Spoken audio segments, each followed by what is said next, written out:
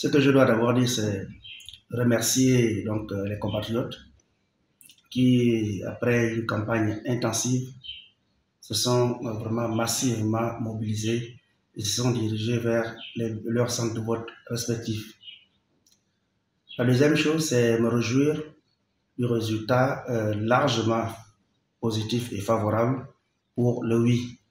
J'ai milité pour le oui et les résultats officiels annoncés par le ministère de l'Intérieur annoncent que le oui a gagné pour plus de 91% de voix. C'est un résultat qui me réjouit, c'est un résultat qui me rassure et c'est un résultat qui ouvre la voie à une exécution très solide donc de la Constitution. Ça donne à la Constitution une légitimité très forte pour ceux qui auront demain à la mettre en œuvre. Je pense que les résultats gabonais ont compris le message qui a été véhiculé par les partisans du oui. Cette constitution, je le répète à nouveau, elle est une constitution moderne, elle est innovante, elle est avant-gardiste en de nombreux aspects. Et nous devons être fiers d'avoir aujourd'hui une constitution qui est parmi les plus modernes au monde. Je l'ai dit pendant toutes les causeries que j'ai organisées, également pendant les meetings, que pour moi, la constitution, c'est vraiment le soubassement de l'édifice commun dont nous avons tous entamé la construction le 30 août 2023. Et comme tout soubassement d'un édifice, il doit être solide pour tenir le reste de l'édifice. La solidité, je le disais, dans le cas d'espèce, se mesure par l'adhésion massive des populations au vote. On l'a vu le samedi.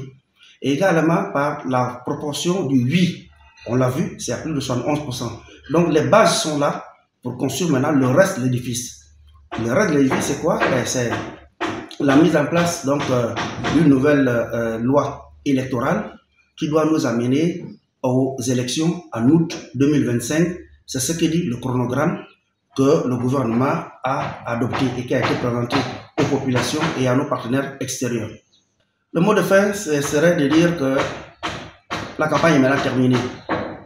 Certains ont défendu le non, d'autres ont défendu le oui. Le oui a très largement remporté.